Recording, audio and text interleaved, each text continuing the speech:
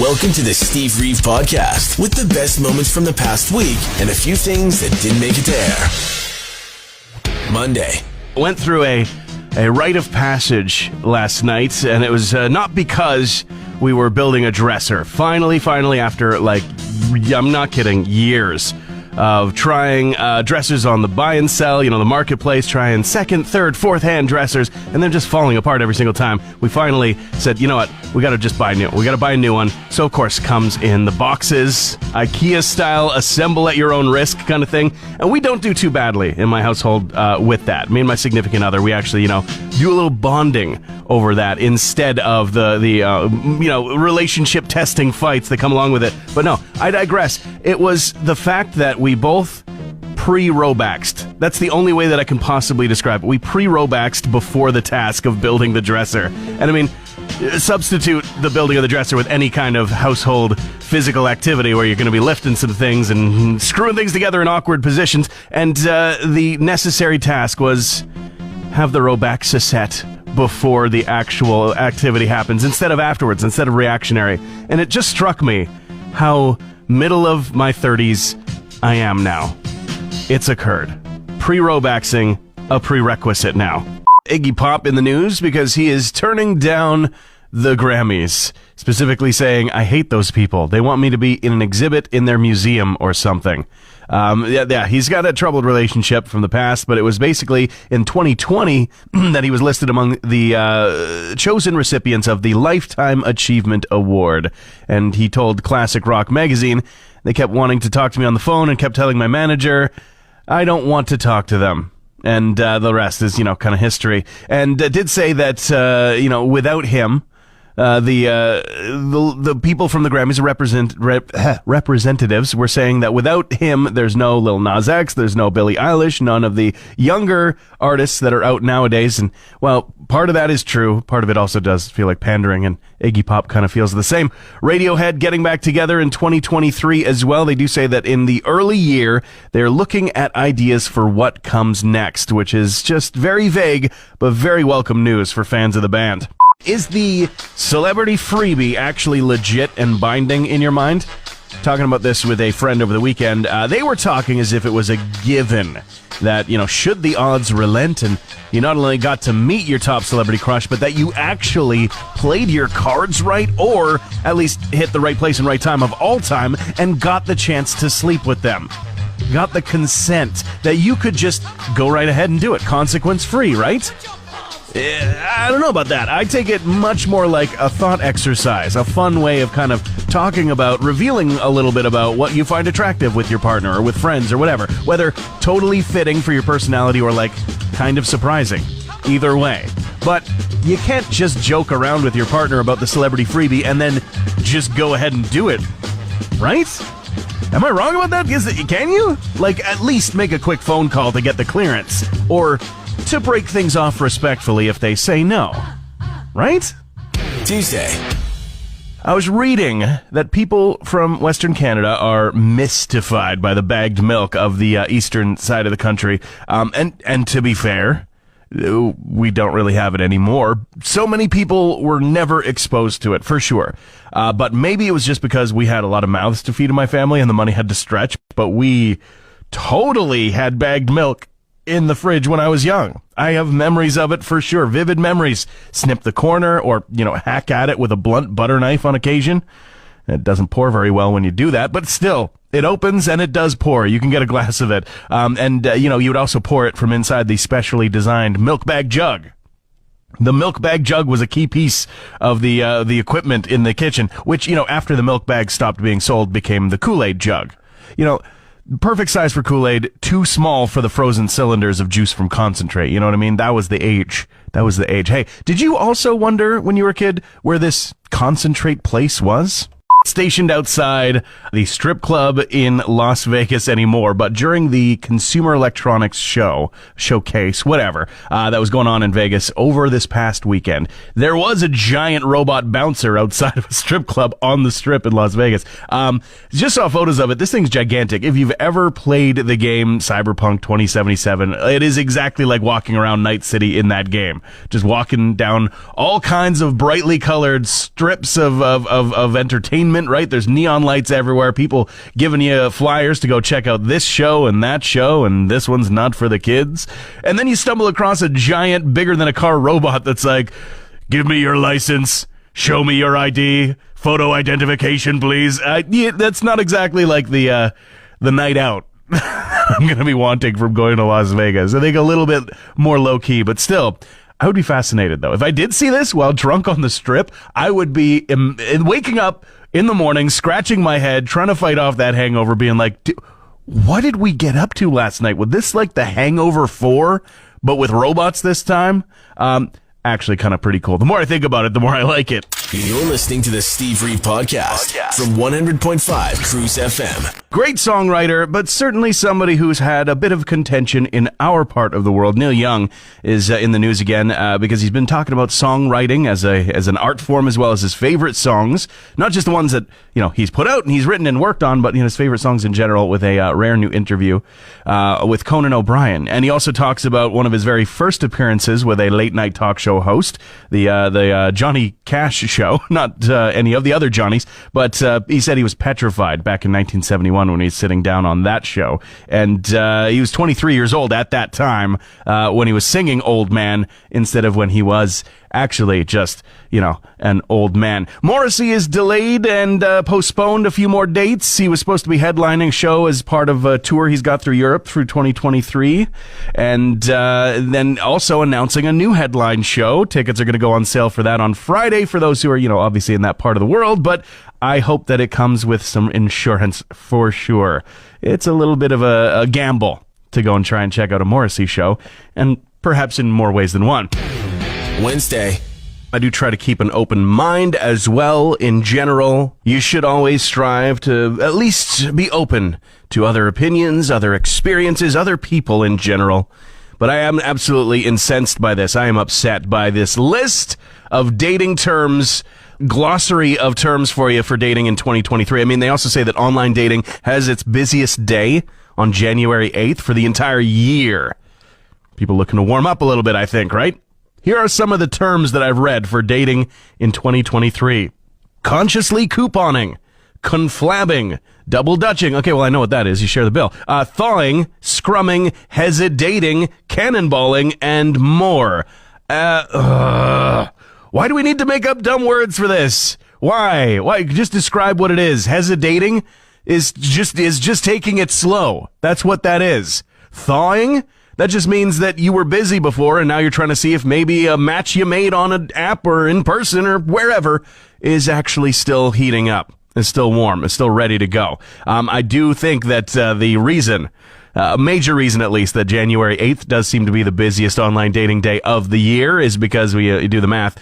That's just over a month out from Valentine's Day. That's enough time that you'll get a gift, right? Like, that's enough time that you can expect a little something, something. Foo Fighters, we already talked about this a little, so we'll really quickly re-announce that they are going to be performing again. Of course, at the end of the year, they did say, into a new year, it's going to be different for them after the passing of Taylor Hawkins, but they will be back. They will be continuing to perform, and that's absolutely true of 3 different festival announcements they're going to be a part of.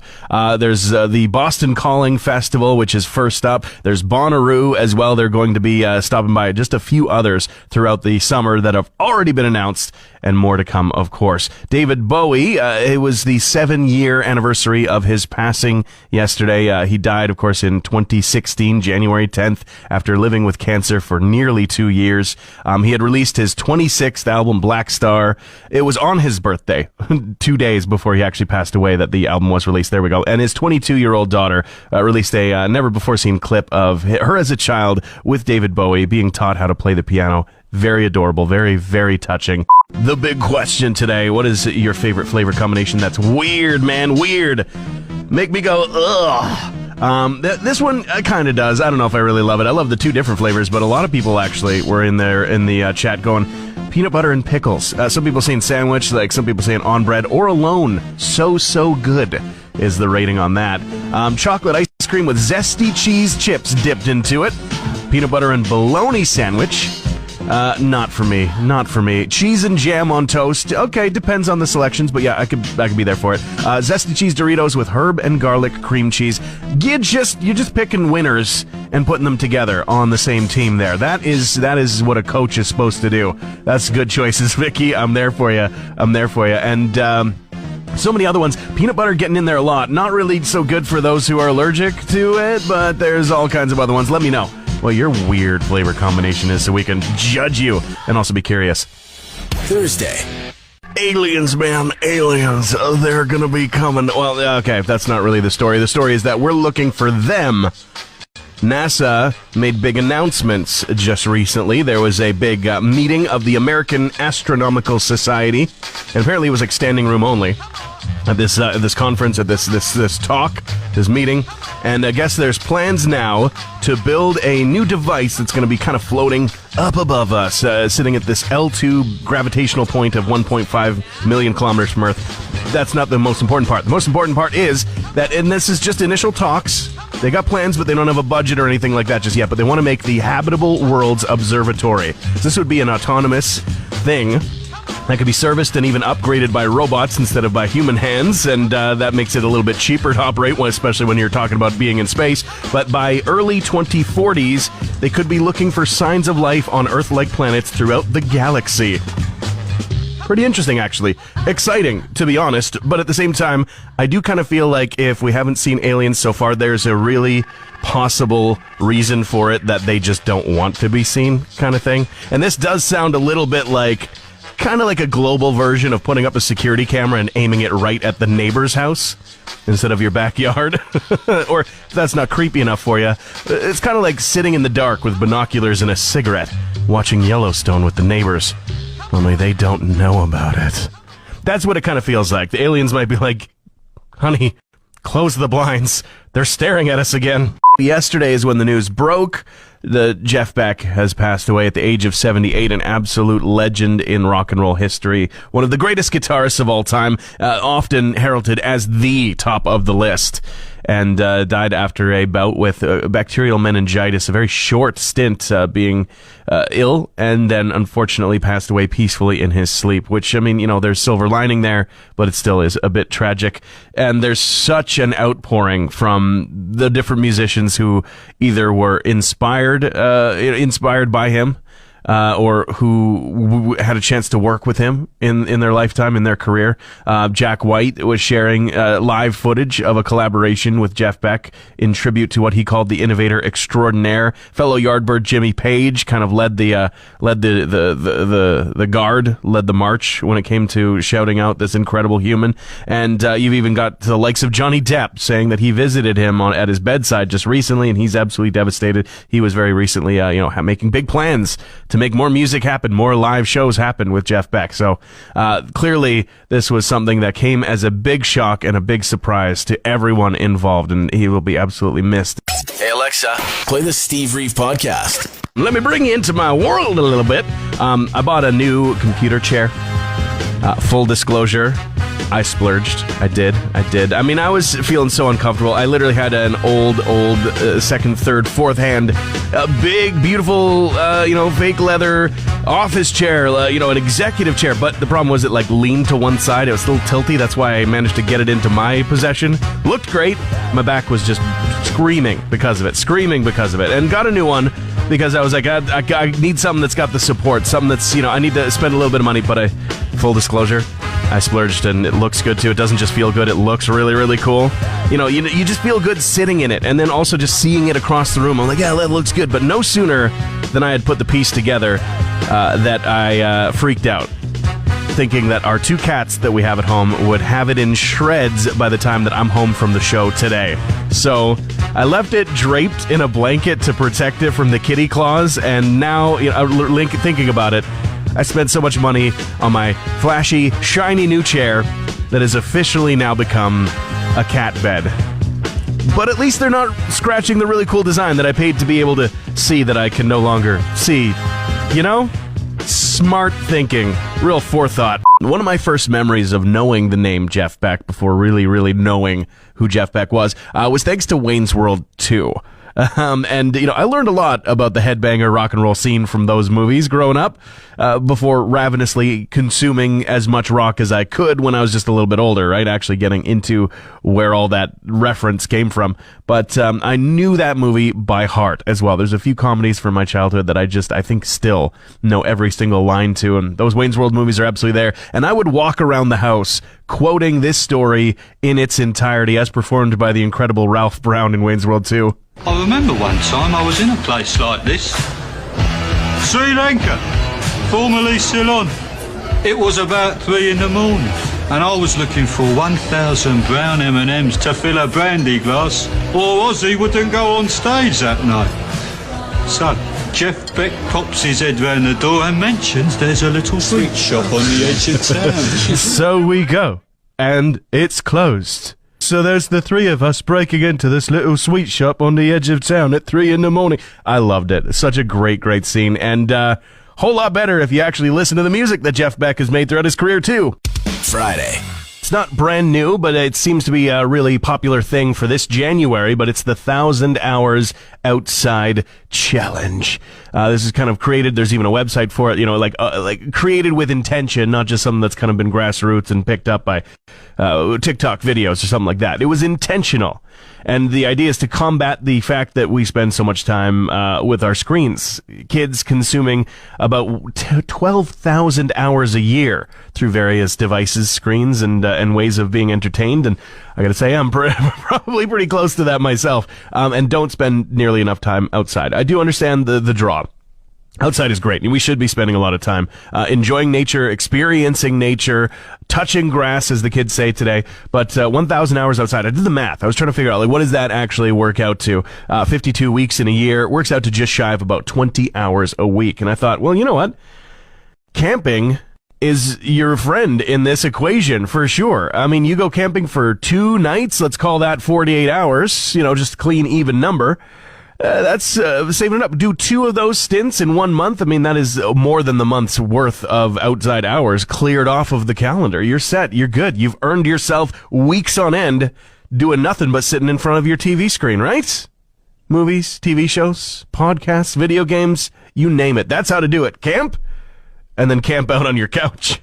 Time for some music news headlines, and as the outpouring of remembrances of praise and of love for Jeff Beck and his influence now are also reeling after the death of Lisa Marie Presley, the only child of singer Elvis, and at the age of 54, passing away after a brief issue with cardiac arrest. She was visited by paramedics who found signs of life, brought her to a hospital. Unfortunately, she did not survive. Ringo Starr is going to be making a little stop around North America. Several tour dates announced with the All-Star Band. He said, I love playing with the All-Stars. Can't wait to be back out on the road again. Mainly going to be along the West Coast throughout May and June, and as well 3 nights mini residency in Las Vegas, but 19 dates on the tour, and none coming too close to home. They do say North America, but as usual, it's mainly just America.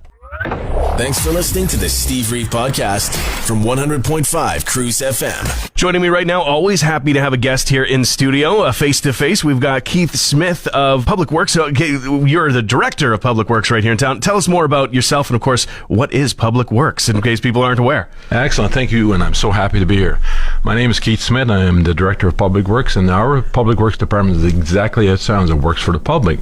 There's 7 disciplines within Public Works, that being roads, and you'll see the winter maintenance crews out every winter. That'd be parks. That'd be transit. You see all of our buses going around. We have fleet, all of our fleet services, facilities. We also take care of all of our rural operations, being ANZAC, GLE, and also Fort Chipewyan. So we are quite a busy department, and we are a department that's always interacting with the public, and our primary focus is to provide the services that our residents expect. Yeah, and I mean, I'm sure that there would be a lot of things that people would be surprised to learn about Public Works and the operations. I mean, one thing off the top of my head is that a lot of people, I think, that end up in the Fort McMurray bubble. They live, work, operate just in town. sometimes don't think about just how far-reaching and big the RMWB really is, for Chippewan being one that can only be accessed by road part of the year kind of thing. So big part of what you guys do is facilitating all of that, organizing all that. And winter maintenance is top of mind right now because, of course, we got the snow on the ground. So what's it like there for winter maintenance? What is some of the things you guys focus on this time of year? Well, this time of year, winter maintenance is obviously the priority for a roads crew, keeping our roads open. And this year has been a fantastic year with winter maintenance. The primary reason for that is our residents. Our residents are key when it comes to the winter maintenance program and a lot of the programs that we provide. But this year, the residents are removing their vehicles from the roads. The compliance rate is the highest I've seen it, and therefore the efficiency rate is the highest I've seen it. Individuals move their vehicles off the roads. Our crews can get in and do what they need to do, and it's been amazing. Settling into the winter maintenance zone sort of plan for things after a few years, I think, right? Yes. People are kind of getting the idea and knowing how to find out if they're active, right? Yes. At the end of the day, there's 2 days a month that residents have to move their vehicle. But this year, like I said before, a big, huge shout out to our residents. Thank you so much for removing your vehicle. It gives us the opportunity to do what we need to do, provide the service we need to provide, and it makes us very happy. We've got more with Keith Smith, Director of Public Works, coming up in just minutes. Continuing our conversation with Director of Public Works here in the RMWB, Keith Smith. Well, and I don't want to tempt, Old Man Winter, Mother Nature, whatever you want to call it, but we haven't seen a ton of snow just in the last little while here, which is great too, right? That absolutely helps things. I'm sure that working in public works, there's a lot that you find that the public might have a little misconception about or might not quite understand fully. What are some of the misconceptions that you encounter, and what do you want people to know? If we focus on winter maintenance, some of the misconceptions is, first of all, that the municipality makes money or gathers money from towing, and that's not a reality. The municipality makes zero money from towing. There's no money to be made in towing. Actuality, when it comes to towing, is a lose-lose from both the residents and the municipality. The residents, again, ask their vehicle towed, which is never a nice feeling. Of course not. Pay that bill, and at the end of the day, what my crews want to do on the street is keep the roads open, provide that service for residents, and when the vehicles are on the street or they need to be towed, it slows us down, and we cannot be efficient and cannot provide that service, and that really is not what we're there for, and that really is not a great measure. And also at the same time, I think it's because of some of the misconception with winter maintenance is we get the question quite often is, why can't you clear snow all in one day or all in 1 week? And the unfortunate reality is that in the urban service area of Fort McMurray, there's over 500 streets, and in order to clear these streets and remove all snow, there's not enough equipment nor manpower in the city, nor probably in the province to provide that. And also, if we did that, or even had the ability to do something like that, that would just clog our roads. The roads would be clogged, the snow dumps would be clogged, it would be just chaos on the street. So it can't be done. And we get in there and we plow, and the number one priority for our winter maintenance zones is to keep the roads passable for residents to be able to get throughout the city, and also at the same time, if there's emergencies, emergency crews needs to get to the people. Yeah, and people living on roads that are feeling that they want a little extra attention, or they're wondering what the schedule is kind of looking like, they can get that information, right? Absolutely. They can reach out and find out what the story is, or at least report that their vehicle's not quite clear in the snow, or whatever the case may be individually, right? They can reach out. Absolutely. We have alerts that people can sign up for. We have, the websites. There's a multitude of different areas people can go to. But ultimately, at the end of the day, if you're not sure, call Pulse. Pulse is the number one link into the municipality and what's happening. Yeah, you can report things, you can ask your questions, get your answers there all in one stop. Well, thank you so much for taking the time to come in, Keith. Best of luck with the rest of winter and, of course, the rest of the year for Public Works, a job that never ends and is kind of thankless. So thank you. Well, thank you. And before I leave, I want to give a huge shout out again to our residents. Thank you so much. You guys are the number one player in this winter maintenance zone. And a huge shout out to our crews. They're doing a fantastic job this year. Transmission over. Want more Steve? New podcast episodes happen every Friday, or just tune into the Steve Reeve Show. Weekday mornings starting at 5:30 a.m. on 100.5 Cruise FM.